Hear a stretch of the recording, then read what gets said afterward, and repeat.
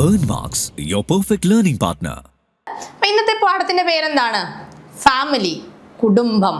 നമുക്ക് 6ാമത്തെ മൊഡ്യൂൾ നമുക്ക് കുടുംബത്തെ പറ്റി അത്യാവശ്യം പഠിക്കാനുണ്ടായിരുന്നു. അപ്പം ഈ ഒരു മൊഡ്യൂൾ കുടുംബത്തിന് വേണ്ടി മാത്രം മാറ്റിവെച്ചിട്ടുള്ളതാണ്. അപ്പം എന്താണ് ഫാമിലി? കുടുംബം എന്താണ്? കുട്ടികളോടുകൂടി അല്ലെങ്കിൽ കുട്ടികളില്ലാതെ ഭാര്യയും ഭർത്താവുമോ, കുട്ടികളോടുകൂടി ഒരു സ്ത്രീയോ അല്ലെങ്കിൽ കുട്ടികളോടുകൂടി ഒരു പുരുഷനോ അടങ്ങിയ ഏതാണ്ട് ശാശ്വതമായ ഒരു ബന്ധമാണ് കുടുംബം എന്ന് പറയുന്നത്. അതായത് ഒന്നെങ്കിൽ ഒരു സ്ത്രീയും പുരുഷനും ഭാര്യയും ഭർത്താവും ഒരുമിച്ച് വിവാഹത്തിന് ശേഷം എന്ന് കൃത്യമായിട്ട് പറയുന്നില്ല എങ്കിൽ കൂടിയും, അതായത് ഇങ്ങനെ എഴുതിയാൽ മതി നിങ്ങൾ, കുട്ടികളോട് കൂടി അല്ലെങ്കിൽ കുട്ടികളില്ലാതെ ഭാര്യയും ഭർത്താവുമോ, കുട്ടികളോട് കൂടി ഒരു സ്ത്രീയോ, അതായത് ഭർത്താവില്ലാതെ സ്ത്രീയും 2 കുട്ടികളും, അല്ലെങ്കിൽ 1-2 കുട്ടി, അല്ലെങ്കിൽ പുരുഷൻ ഭാര്യ ഇല്ലാതെ 1-2 കുട്ടികളോട് കൂടി, ഒന്നിലധികം കുട്ടികളോടുകൂടി ജീവിക്കുന്നതിനെ കുടുംബം എന്ന് പറയും. അതായത് ഒരു സ്ത്രീ ഒറ്റയ്ക്ക് താമസിച്ചാൽ കുടുംബമല്ല, പുരുഷൻ ഒറ്റയ്ക്ക് താമസിച്ചാൽ കുടുംബമല്ല. ഒന്നെങ്കിൽ സ്ത്രീയും പുരുഷനും ഒരുമിച്ച് താമസിക്കണം, സ്ത്രീയും പുരുഷനും കുട്ടികളുമായിട്ട് ഒരുമിച്ച് താമസിക്കുന്നതായിരിക്കാം രണ്ടാമത്തത്. 3, സ്ത്രീയും അവരുടെ കുട്ടികളും ഒരുമിച്ച് താമസിക്കുന്നതായിരിക്കാം, അല്ലെങ്കിൽ പുരുഷനും അവരുടെ കുട്ടികളും ഒരുമിച്ച് താമസിക്കുന്നതായിരിക്കാം. ഇതിനെയാണ് കുടുംബം എന്ന് പറയുന്നത്. എന്താണ് കൂട്ടുകുടുംബം? ജോയിന്റ് ഫാമിലി എന്താണ്? കൂട്ടുകുടുംബത്തിൽ ഒന്നിലധികം തലമുറകൾ ഒരുമിച്ച് താമസിക്കുകയും ഒരു അടുക്കളയിൽ പാകം ചെയ്ത് വിഭവങ്ങൾ ഭക്ഷിക്കുകയും പൊതുസ്വത്ത് കൈകാര്യം ചെയ്യുകയും അംഗങ്ങൾ തമ്മിൽ പരസ്പര സഹകരണം നിലനിർത്തുകയും ചെയ്യുന്നു. ഇത്തരം കുടുംബ വ്യവസ്ഥയാണ് കൂട്ടുകുടുംബം എന്ന് പറയുന്നത്. അതായത് മനസ്സിലായെന്ന് വിചാരിക്കുകയാണ്. ഒന്നിലധികം തലമുറകൾ ഒരുമിച്ച് താമസിക്കുന്നു, ഒരടുക്കളയിൽ പാകം ചെയ്യുന്നു, വിഭവങ്ങൾ ഭക്ഷിക്കുന്നു, പൊതുസ്വത്ത് ഒരേപോലെ കൈകാര്യം ചെയ്യുന്നു, അംഗങ്ങൾ തമ്മിൽ പരസ്പര സഹകരണം നിലനിൽക്കുകയും ചെയ്യുന്നു. ഇനി എന്താണ് ന്യൂക്ലിയർ ഫാമിലി? എന്താണ് അണുകുടുംബം എന്ന് പറയുന്നത്? ഇത്തരം കുടുംബങ്ങൾ അച്ഛൻ, അമ്മ, കുട്ടികൾ, ഇത്രയാണ് അടങ്ങിയിട്ടുണ്ടാവുക. ഈ കുടുംബത്തിന്റെ വലിപ്പം വളരെ ചെറുതാണ്. ഇപ്പൊ എന്റെ ഫാമിലി ഒരു ന്യൂക്ലിയർ ഫാമിലിയാണ്. അതായത് ഞാൻ, പപ്പ, മമ്മ. നഗര സമൂഹങ്ങളിൽ കൂടുതലായി കാണുന്നതും ഇത്തരം കുടുംബമാണ്. Okay, what is cohabitation? Cohabitation എന്ന് പറഞ്ഞാൽ എന്താണ്? വിവാഹം കൂടാതെ ദമ്പതികളായി ജീവിക്കുന്ന അവസ്ഥയെയാണ് കോഹാബിറ്റേഷൻ എന്ന് പറയുന്നത്. വിവാഹമില്ലാതെ ദമ്പതികളായി ജീവിക്കുന്ന അവസ്ഥയാണ് കോഹാബിറ്റേഷൻ. ഇനി മാട്രിയാർക്കൽ കുടുംബത്തിന് 2 ഉദാഹരണങ്ങളേവ. മാട്രിയാർക്കൽ കുടുംബത്തിന്റെ ഉദാഹരണങ്ങൾ നമുക്ക് 2 നോക്കിയാലോ. 1, കേരളത്തിലെ നായർ കുടുംബങ്ങൾ മാട്രിയാർക്കിയൽ കുടുംബത്തിന്റെ ഉദാഹരണമാണ്. ഗാസി ഗാരോഗോ വിഭാഗം മാട്രിയാർക്കിയൽ കുടുംബത്തിന്റെ ഉദാഹരണമാണ്. ഓർത്തു വെക്കുക, പഠിച്ചു വെക്കുക കേട്ടോ. ഇനി പാട്രിലോക്കൽ ഫാമിലി എന്താണ്? മാട്രിലോക്കൽ ഫാമിലി എന്താണ്? പാട്രിലോക്കൽ ഫാമിലി എന്താണ്?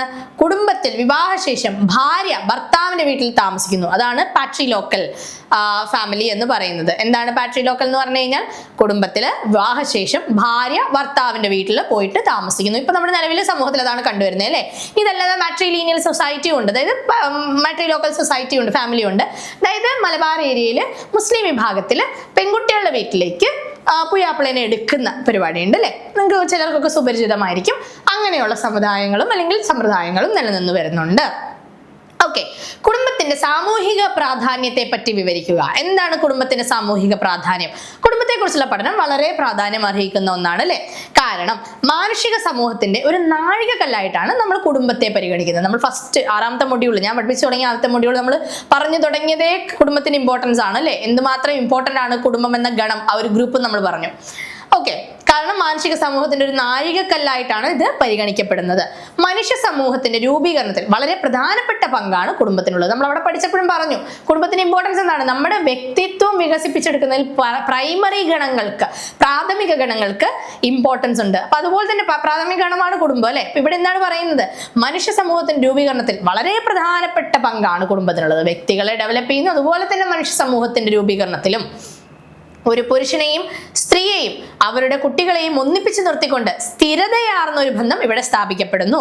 മനുഷ്യരുടെ വ്യക്തിത്വം ആദ്യമായി രൂപീകരിക്കപ്പെടുന്നത് അവന്റെ കുടുംബത്തിൽ നിന്നാണ്. അതുപോലെ തന്നെ വ്യക്തികൾ സംസ്കാരം ആർജിച്ചെടുക്കുന്നത് അവന്റെ കുടുംബത്തിൽ നിന്നാണ്. നമ്മൾ നേരത്തെ പറഞ്ഞൂല്ലേ, മനുഷ്യന്റെ വ്യക്തിത്വം എവിടെ നിന്നാണ് ആർജിച്ചെടുക്കുന്നത്, എവിടെ നിന്നാണ് രൂപം കൊണ്ടുവരുന്നത്? കുടുംബത്തിൽ നിന്നാണ്. അതുപോലെ തന്നെ വ്യക്തികൾ സംസ്കാരം ആർജിച്ചെടുക്കുന്നതും അവന്റെ കുടുംബത്തിൽ നിന്നാണ്. സൈക്കോളജിയിൽ ഇങ്ങനെ ഒരു തിയറി ഉണ്ട്. അതായത് ജോൺ ലോക്ക് എന്ന് പറഞ്ഞ ആൾ പറഞ്ഞിട്ടുണ്ട്, കുട്ടികൾ ഒരു ക്ലീൻ സ്ലേറ്റ് പോലെയാണ്, വൈറ്റ് പേപ്പർ പോലെയാണ്, ഒന്നും എഴുതാതെയാണ് അവർ വരുന്നത്. ബാക്കി എല്ലാവരും ഒബ്സർവ് ചെയ്തും കണ്ടും കേട്ടും മനസ്സിലാക്കിയും അറിഞ്ഞും പഠിക്കുന്നതാണ്. അപ്പൊ ഇത് എവിടുന്നാണ്? ഇതിന്റെ മെയിൻ സ്രോതസ് ഈ അറിവുകളുടെ കണ്ടും കേട്ടും അറിഞ്ഞും മനസ്സിലാക്കിയും കുട്ടി പഠിക്കുന്നത് എവിടുന്നാണ്?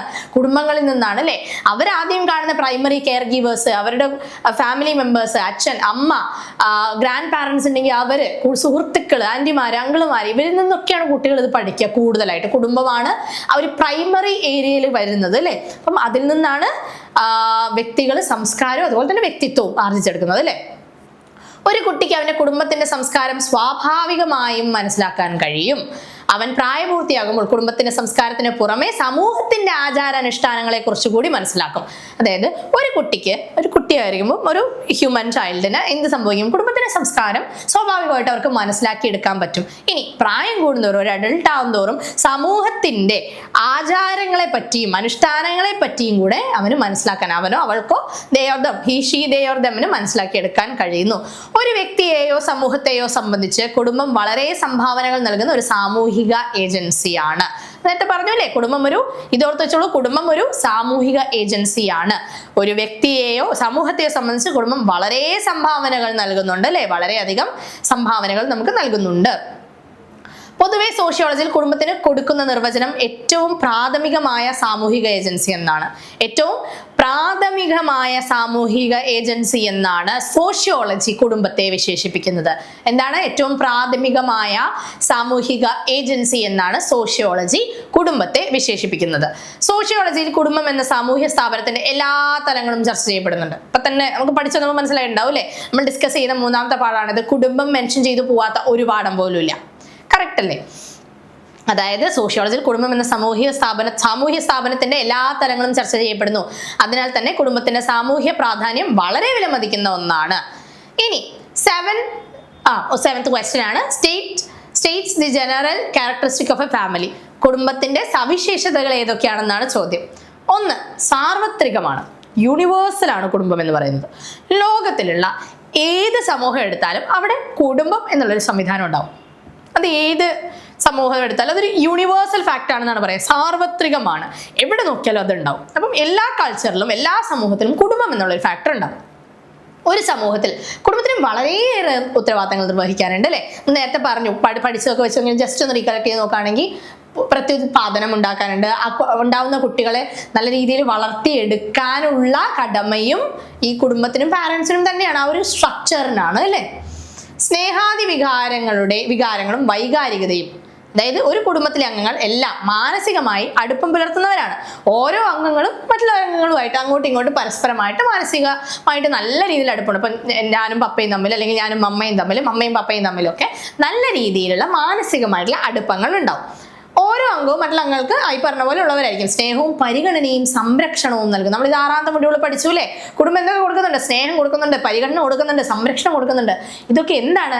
നിങ്ങൾ കണക്ട് ചെയ്ത് പഠിക്കണം യൂണിറ്റുകൾ തമ്മിൽ, അല്ലെങ്കിൽ ചാപ്റ്റേഴ്സ് തമ്മിൽ. അതിനെന്താ പറയുന്നത്? പ്രാഥമിക ഗണങ്ങളുടെ പ്രത്യേകതകൾ നമ്മൾ ഒരുപാട് ഇത് പഠിച്ചു പോയതാണ്. അത് തന്നെയാണ് ഇവിടെ മെയിനായിട്ട് പറയുന്നത്. പരിമിതമായ വലിപ്പം നമ്മൾ പ്രാഥമിക ഗണത്തിൽ പഠിച്ചതാണ് അല്ലേ. അടിസ്ഥാനപരമായി ഭർത്താവും ഭാര്യയും അവരുടെ അവിവാഹിതരായ മക്കളും ചേർന്നതാണ് കുടുംബം. എന്താണ് കുടുംബം എന്ന് പറയുന്നത്? അടിസ്ഥാനപരമായി ഭർത്താവും ഭാര്യയും അവരുടെ അവിവാഹിതരായ, കല്യാണം കഴിക്കാത്ത മക്കളും ചേർന്നതാണ് കുടുംബം എന്ന് പറയുന്നത്. കുടുംബത്തിലെ അംഗങ്ങളെല്ലാം രക്തബന്ധം വഴിയോ വിവാഹബന്ധം വഴിയോ ഒന്നിച്ചു ചേർക്കപ്പെട്ടവരാണ്. കുടുംബത്തിലെ അംഗങ്ങളെല്ലാം രക്തബന്ധം വഴിയോ വിവാഹബന്ധം വഴിയോ ഒന്നിച്ചു ചേർക്കപ്പെട്ടവരാണ്. സാമൂഹിക ഘടനയിൽ കേന്ദ്ര സ്ഥാനമാണ് കുടുംബത്തിനുള്ളത്. സാമൂഹിക ഘടനയിൽ കേന്ദ്ര സ്ഥാനമാണ് കുടുംബത്തിനുള്ളത് അല്ലെ. സോഷ്യോളജി എങ്ങനെയാണ് കുടുംബത്തെ വിശേഷിപ്പിക്കുന്നത് എന്ന് പറഞ്ഞത്? പ്രാഥമിക സാമൂഹിക ഏജൻസി എന്നാണ് വിശേഷിപ്പിക്കുന്നതെന്നാണ് നമ്മൾ പഠിച്ചത് അല്ലേ. അപ്പോൾ സാമൂഹിക ഘടനയുടെ മറ്റ് എല്ലാ സംവിധാനങ്ങളെ വെച്ച് നോക്കുമ്പോൾ കുടുംബത്തിന് കേന്ദ്ര സ്ഥാനമാണ് ഉള്ളത്. ഇനി 5ാമത്തെ എന്താണ്? അംഗങ്ങൾക്കിടയിലെ ഉത്തരവാദിത്ത ബോധം. അംഗങ്ങൾക്കിടയിൽ ഒരു ഉത്തരവാദിത്ത ബോധം. നമ്മൾ എന്താണ് പഠിച്ചുകൊണ്ടിരിക്കുന്നത്? സ്പെഷ്യാലിറ്റീസ് ആണ് കേട്ടോ. ക്യാരക്ടറിസ്റ്റിക്സ്, സവിശേഷതകളാണ് നമ്മൾ പഠിച്ചുകൊണ്ടിരിക്കുന്നത് കുടുംബത്തിന്റെ. അംഗങ്ങൾക്കിടയിലെ ഉത്തരവാദിത്ത ബോധം. ഒരു കുടുംബത്തിലെ അംഗങ്ങൾക്ക് മറ്റുള്ള അംഗങ്ങളോട് ഒരു പ്രത്യേക തരത്തിലുള്ള ഉത്തരവാദിത്തങ്ങളുണ്ട് കേട്ടോ.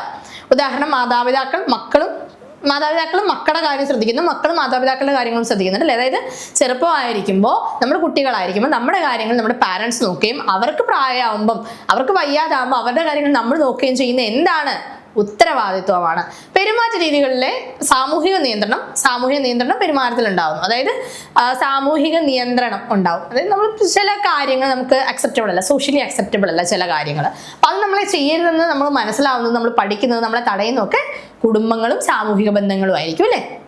Earn Marks, your perfect learning partner.